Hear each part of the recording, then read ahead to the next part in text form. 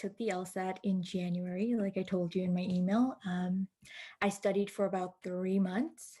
I did one of those prep courses that said they guarantee 165. Unfortunately, when I got to the mid 150s, my score didn't improve for like 2 months. I just stuck in the 150s, and my instructor was like, it's a hard test. Like that was it. There's no more help. The course did all it could do for me, teach me the basics, and that was it. But you're here now. So yeah. something is still going on. Yes. Awesome. Okay. So how can I help? So I'm trying to prep for February, and I have like right now less than a month. So I'm trying to do as much as possible that I can in a month. And I'm hoping that I can go from the mid 150s to at least the 160s by then. If I can like improve 6 points, that'd be amazing. Sure. Yeah. So what would you say was missing from your prep before that you're looking to change in this next month? Maybe more analysis of my wrong answers. I feel like I didn't do that enough. And not just that, it was just surface level explanations for the questions I was getting wrong when I would ask. It wasn't detailed, or nothing clicked for me when I was like explained why the question was wrong. It just seemed very basic, like, oh, it's out of scope. That's not really telling me anything. Yeah. Yeah. I agree that out of scope is useless. We need to go much, much more in depth. Yeah. And that's what the Socratic review method is all about, which is a cornerstone, a foundational portion of my course to teach you how to review better, to show you how to review better, where I can give you in-depth explanations, but I'd rather you create your own in-depth analysis based on your understanding of what went well, what went poorly, and how you can learn from your mistakes for the next time. Yeah, for sure. And I also am like very slow, I find. I can only do 3 passages and 3 games in the 35 minutes. So I really want to improve on time. I think that's like a big one for me. Yeah. So let's talk about that for a moment. You said 3 passages, 3 games, rather than 4 of each. So in reading, let's start with reading comp. In reading comp, where do you think you might be able to save some time? So I always double check my answers. I'm like one of those people who will write an email and read it 4 times before I send it. And it's really hard now on the LSAT to just be like, okay, this is the right answer, move on. I'll like go looking in the passage to confirm that that's the right answer. And I waste a lot of time that way. Yeah. So being detail oriented also has a benefit though. So where's the benefit in that? I don't know. Not on the LSAT. I'm like, I'm wasting so much time. Well, think about it for a moment. I mean, lawyers look at contracts and other important documents where little words make a big difference. Commas can make a big difference. So being detail-oriented is important, not only in the practice of law, but on the LSAT as well. It has benefits. Don't get me wrong. It's enormously beneficial. You have to be detail-oriented. But in reading comprehension in particular, it can have some drawbacks. It can, but I remember like the breakthrough with reading comp for me was realizing that the answers are in the passage. You just have to find them. And then that takes so much time and it slows me down. Yeah.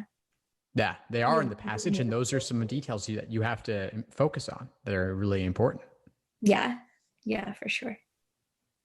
So part of getting faster at reading comp then will involve knowing where to slow down and where to speed up, which details matter, which details don't matter, and where to find the details when you need them, not when you necessarily first encounter them.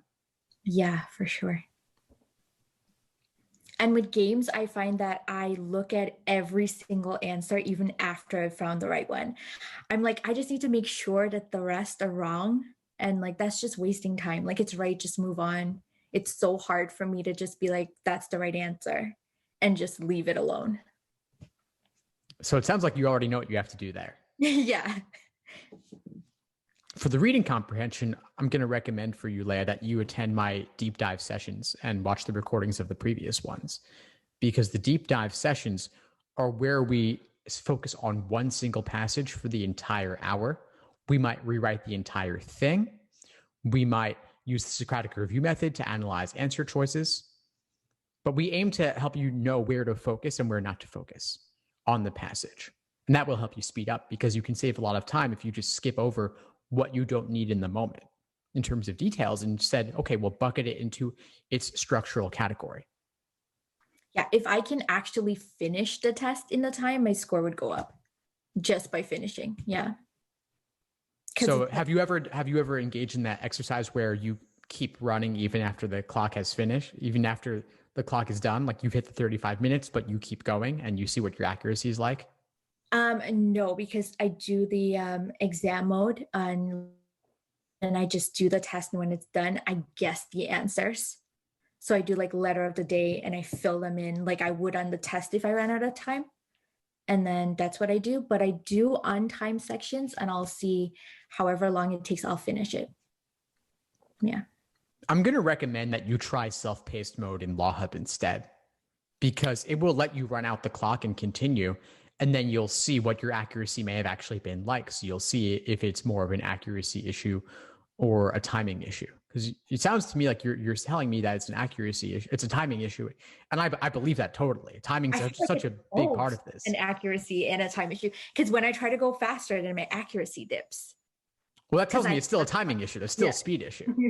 No, but I get that's a fundamental issue so many students face. So I want you to give yourself the chance to solve it, regardless of time, and then we can look at the strategies to help you speed up, like we'll go over in class. Okay. What would you think my accuracy would have to be for me to be at the point where it's speed and not accuracy? What do you think? I'm thinking 90% for me to be like, okay, I have reading comp down. I just need to work on time. 90 or more, possibly 100. But I always miss like one question. I'm honestly not sure how much it even matters though, because you have to be good on both of them. There is no untimed LSAT alternative that you can take instead, right? We have what we have in front of us. And so over the next month, they're both going to be really important. You want to work on both. There's accuracy as one thing to work on. There's also pacing. There's also endurance. Endurance isn't as big of an issue on the flex because it's only 3 sections. And that's part of why self-paced mode is useful, actually, because self-paced mode lets you do only 3 sections. Oh, I didn't know that. Yeah, with the exam mode, it's for this hypothetical 4-section exam that nobody's ever taken, because the flex is 3 sections. The previous was 5. So I'm not sure how useful it ultimately really is at the end of the day. But accuracy comes from working on your review process, and pacing can also come from looking at, after you've done a section or an exam, where did you allocate time and where did you misallocate time? So misallocation of time would be, for example, only going through all 5 choices on games when it's mathematical and you have your definitive answer.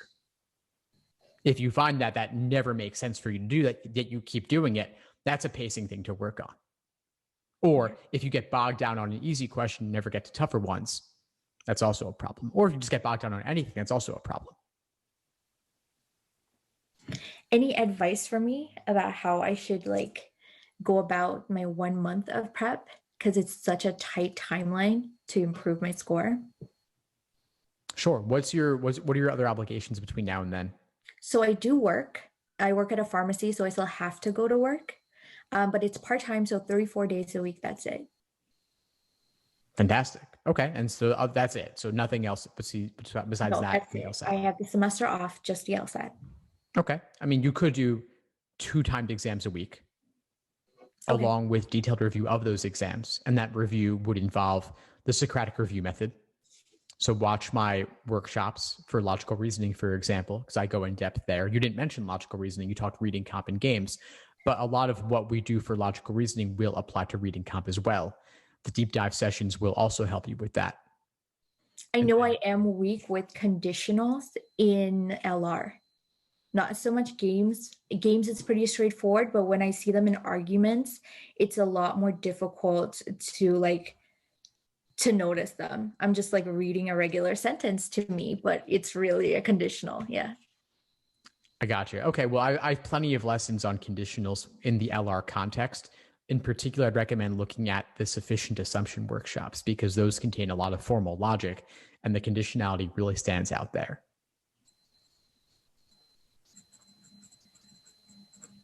And for logic games, I've got plenty of workshops as well, walking through different potential approaches for the exact same game in terms of setting it up.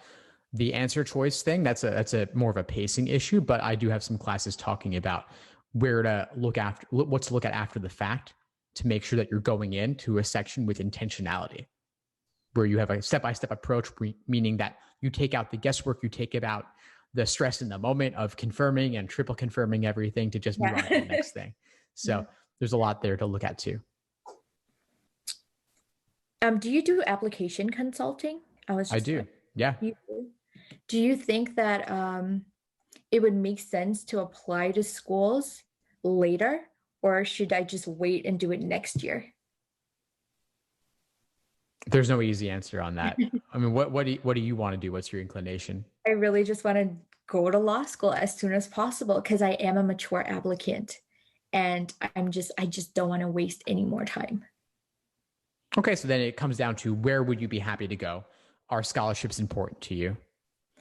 Scholarships are important, but not as important as getting into a quote unquote good law school.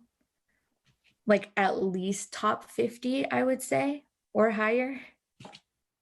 Otherwise, I'd just wait a year and keep studying for the LSAT. Yeah.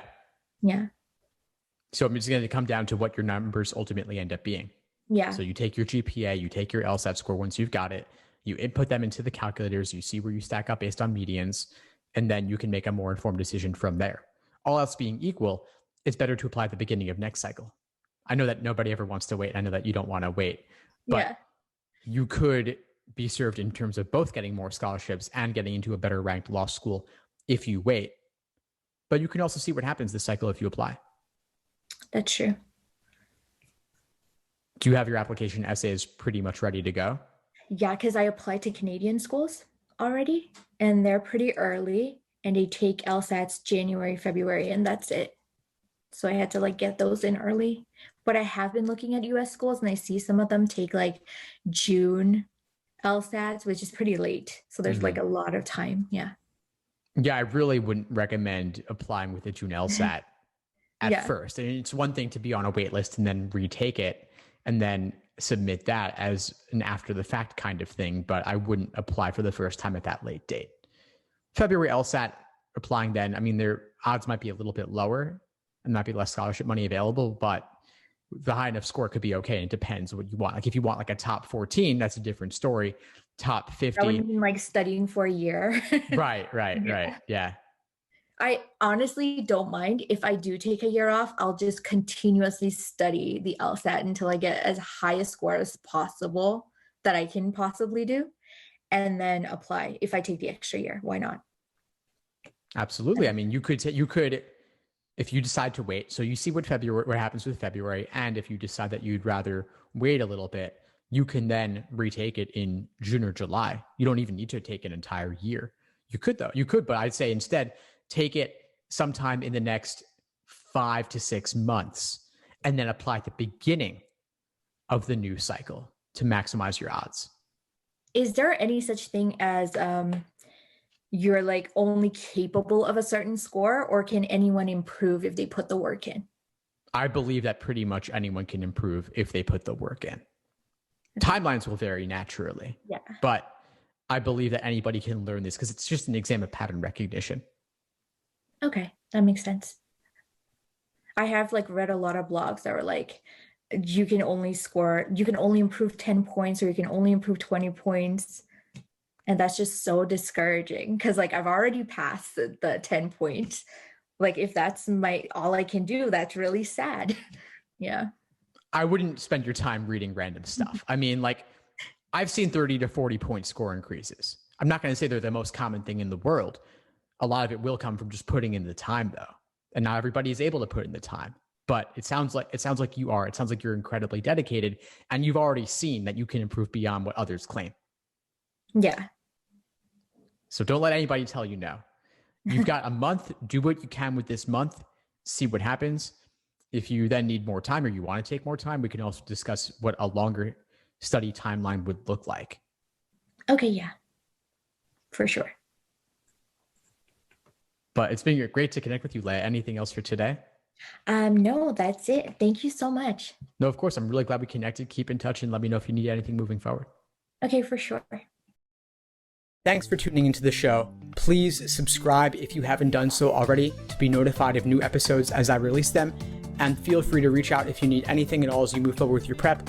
I'm happy to help however I can. In the meantime, I wish you all the best and take care.